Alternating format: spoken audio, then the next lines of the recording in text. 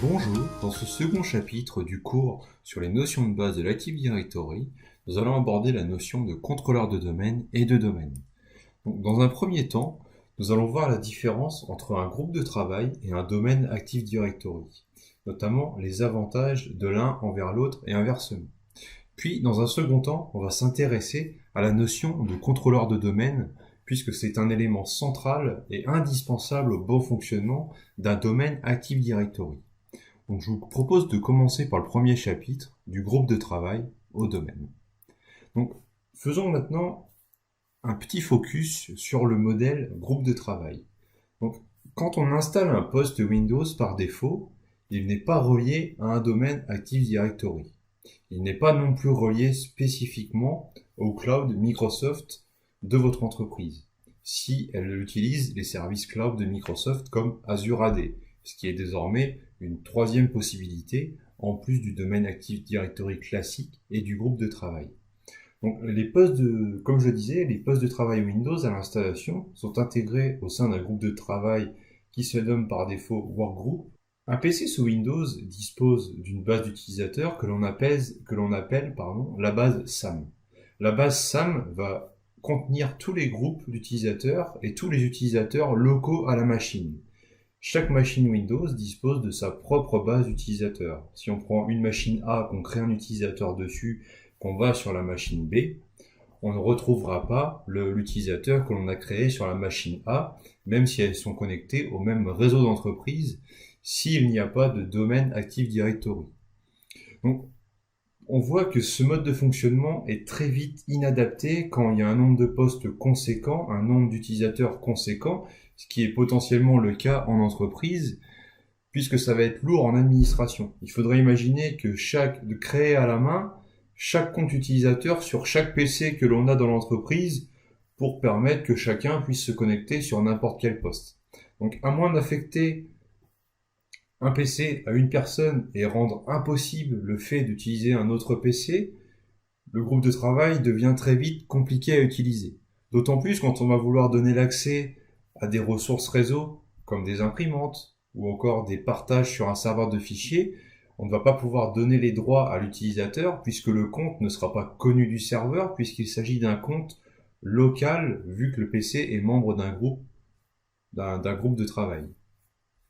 Donc l'avantage de ça, c'est que c'est simple à mettre en œuvre et ça peut permettre éventuellement quand même du partage de fichiers entre quelques machines, mais on voit très rapidement que ce n'est pas adapté au monde de l'entreprise tel qu'on le connaît aujourd'hui, avec toute la partie authentification et la maîtrise d'accès aux différentes ressources que l'on veut mettre à disposition des collaborateurs. C'est là que le modèle domaine en fait intervient, puisque ça va nous permettre de corriger les lacunes du mode groupe de travail. Donc, le passage en mode domaine nécessite la mise en place d'un domaine Active Directory sous Windows Server, ce qui va nous permettre d'avoir une base d'utilisateurs, de groupes et d'ordinateurs centralisés, comme je le disais dans le chapitre précédent, à l'inverse du mode groupe de travail où on a une base d'utilisateurs par PC. Là, on a une base d'utilisateurs centrale et il faut savoir qu'un contrôleur de domaine n'a même pas de base SAM, de base locale de compte. Il va stocker les informations liées aux objets, c'est-à-dire aux utilisateurs, aux ordinateurs, aux groupes, etc., dans une base de données Active Directory qui ne va servir qu'à ça. Donc, l'avantage, c'est que une fois qu'un compte est créé sur un domaine Active Directory, l'utilisateur peut se connecter sur n'importe quel ordinateur qui est intégré au domaine, à moins qu'il y ait des restrictions spécifiques sur le poste en question. Donc du coup, l'administration et la gestion de la sécurité est centralisée, on va pouvoir gérer les droits plus facilement, et il faut savoir que l'annuaire en question va être synchronisé entre tous les contrôleurs de domaine de notre domaine, ce qui va permettre, en cas de défaillance d'un contrôleur de domaine, d'avoir un second contrôleur de domaine qui prend le relais et qui assure le service auprès des ordinateurs et des utilisateurs connectés actuellement sur le réseau. Puisque chaque contrôleur de domaine contient une copie de l'annuaire qui est maintenue à jour et qui permet d'assurer la disponibilité du service et des données qu'il contient. Les contrôleurs de domaine se répliquent entre eux à intervalles réguliers pour être sûr qu'ils aient tous une base Active Directory à jour avec les derniers utilisateurs, les dernières modifications de compte, etc., etc. Donc, voyons maintenant plus précisément qu'est-ce qu'un contrôleur de domaine, cet élément central au sein d'un domaine Active Directory. Alors, le contrôleur de domaine, en fait, il aura pour objectif de traiter les demandes d'authentification et de veiller également à l'application des stratégies de groupe au niveau des postes clients. Les postes clients vont se connecter sur le contrôleur de domaine pour récupérer les dernières stratégies de groupe à appliquer en local. Et il va également stocker une copie de l'annuaire Active Directory. Donc cette copie, cette base de données est symbolisée par un fichier nommé ntds.dit qui contient l'ensemble des données de l'annuaire, c'est-à-dire les informations sur le schéma, les informations sur les domaines qui sont contenus dans la forêt, mais aussi les utilisateurs, les ordinateurs, enfin voilà, l'ensemble des objets, l'ensemble des données de l'Active Directory. Donc il est à noter qu'il est possible de réaliser des captures instantanées de ce fichier afin de le consulter en mode hors ligne, mais également de le sauvegarder. Donc ça fait partie notamment des recommandations.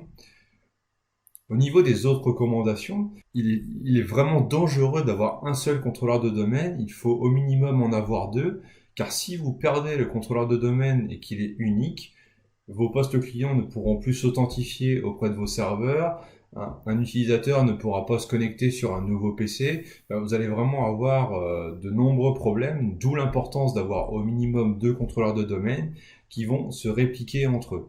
Donc il faut savoir, quand on va créer le domaine la première fois, donc on n'aura qu'un contrôleur de domaine, il va créer donc le domaine, la forêt, ainsi que le premier site. Et c'est dans un second temps qu'on va installer un nouveau serveur que l'on va promouvoir en tant que contrôleur de domaine pour assurer cette redondance.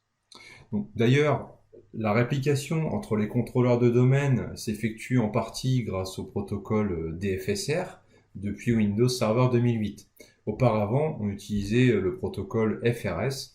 Donc si l'on migre des anciens Active Directory en Windows Server 2003 par exemple vers Windows Server 2016 ou 2019, il faudra penser à faire une migration de FRS vers DFSR pour la réplication des données, notamment le dossier partagé sysvol qui contient les stratégies de groupe et les scripts de connexion. Et les contrôleurs de domaine gèrent un versionning, enfin un numéro de version, qui va leur permettre de savoir quels sont les objets, quels sont les éléments à répliquer lorsqu'il y a une réplication qui est déclenchée. Donc si l'on regarde le schéma de la slide, on peut voir qu'il y a le contrôleur de domaine numéro 1 et le numéro 2, qu'ils sont chacun en réplication. Et sur le réseau, on a trois postes clients qui vont émettre des requêtes d'authentification pour ouvrir une session utilisateur, pour joindre un PC au domaine, pour accéder à une ressource. Et on peut voir que un PC peut se connecter sur un contrôleur de domaine et le deuxième va aller requêter l'autre contrôleur de domaine. Donc, il y a notamment, au-delà de la continuité de service, il y a également une répartition de charges entre les contrôleurs de domaine. Donc, avec ce chapitre sur la notion de domaine et contrôleur de domaine, j'espère que vous y voyez plus clair sur l'importance de ces deux éléments, ainsi que la différence entre un groupe de travail et un domaine Active Directory. Je vous propose dès maintenant de passer au chapitre suivant pour voir la suite de ce cours.